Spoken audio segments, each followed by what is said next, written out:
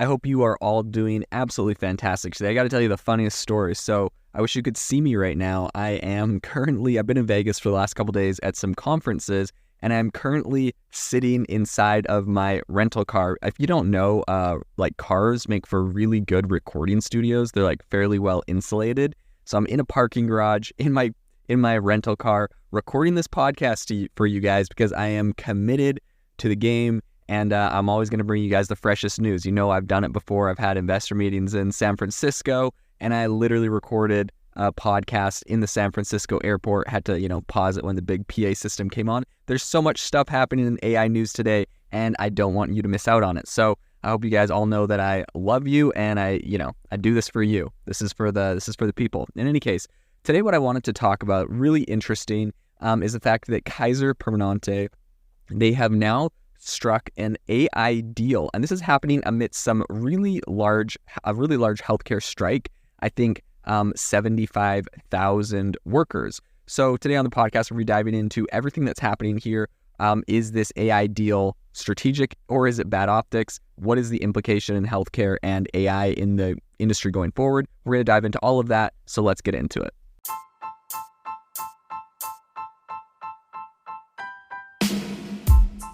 Welcome to the world's #1 AI podcast, AI Chat. I'm your host, Jaden Schaefer.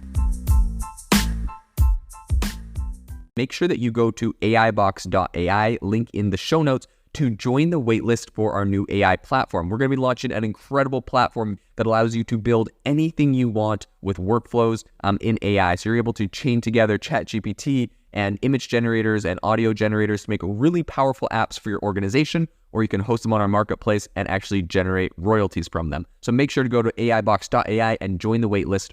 In addition, if you like the podcast, if you could do me a massive favor and please leave us a review on Apple or Spotify or wherever you listen to your podcast. This helps me be able to get better guests on here as they check the reviews to see how you guys are liking it. So if you could please do that, I would really, really appreciate it. Have you ever wanted to start your own podcast? I record and publish podcasts on a platform called Spotify for Podcasters, and I absolutely love it. Essentially, you can upload from your phone or computer, and it distributes to every platform that plays podcasts. They support video podcasts, and you can make money on the platform with ads or even podcast subscriptions, something that has made my life so much easier as a podcaster. So if you're interested, I highly recommend you give it a try. You can download the Spotify for Podcast app or go to spotify.com/podcasters to get started on your podcast today.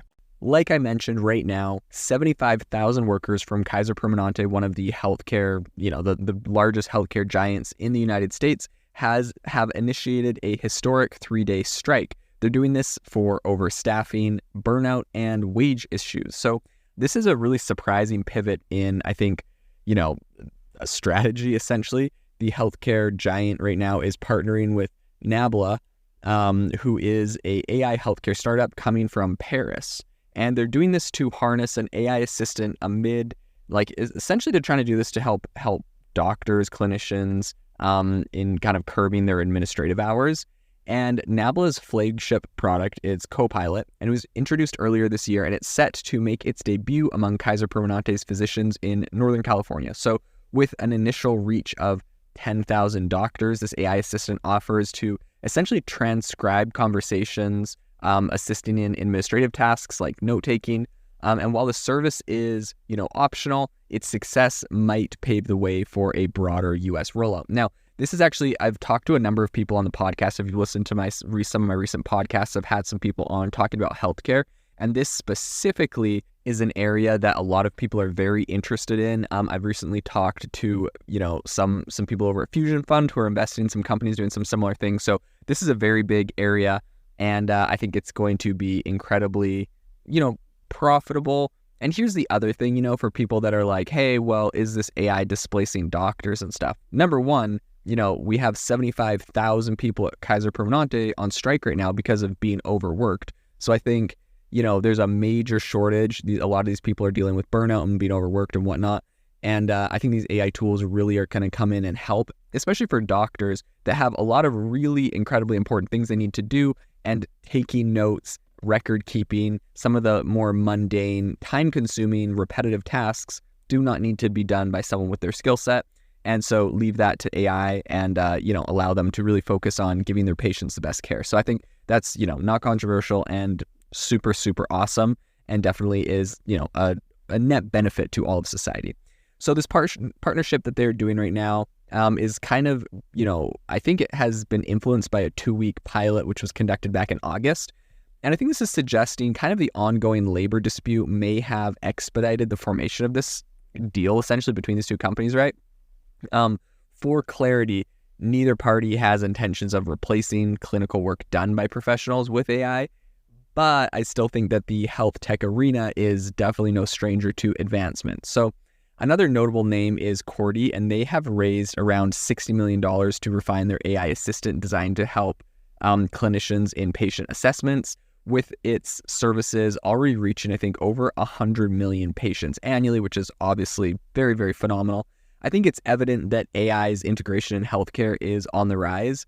The persistent issue in healthcare is burnout right now. And this is resulting from administrative tasks that follow patient consultations.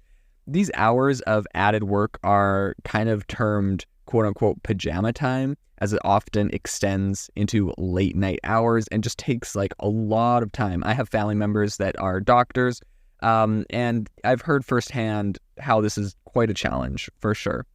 So Nabla's solution Copilot serves as kind of a virtual sidekick, and by listening to interactions and aligning them with supplementary documents, it converts data into actionable items like prescriptions, consultation summaries, and appointment letters.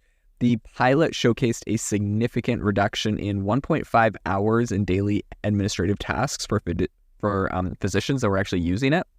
And initially, it was built on GPT-3, but Copilot now primarily operates on Nabla's proprietary LLM. This is actually, I think, a really cool strategy that I recommend really serious companies take, and that is, build your demo, build your prototype, get your product to market as soon as possible. So you grab an API to OpenAI. But if you have a lot of your own data, if you have a large skill set, if you have the budget, building proprietary LLMs really does help you to do things that are very specialized, do things that your competitors cannot do, and really kind of sets yourself up with a moat and some, very serious value add for your users. And of course, your investors will be thrilled about it.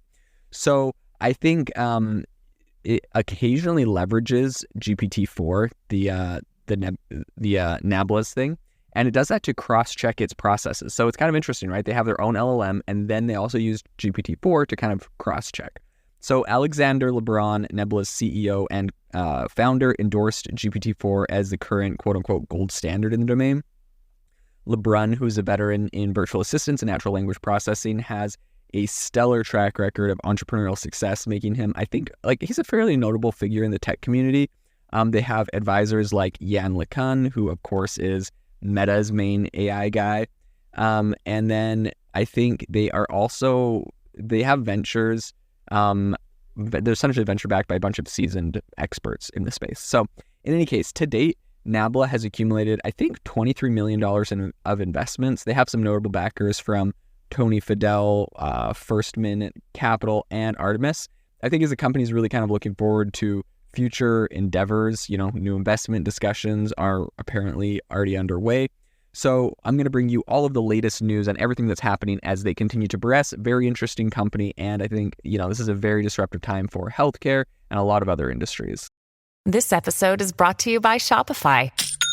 Forget the frustration of picking commerce platforms when you switch your business to Shopify, the global commerce platform that supercharges your selling wherever you sell. With Shopify, you'll harness the same intuitive features, trusted apps, and powerful analytics used by the world's leading brands. Sign up today for your $1 per month trial period at shopify.com/tech, all lowercase. That's shopify.com/tech.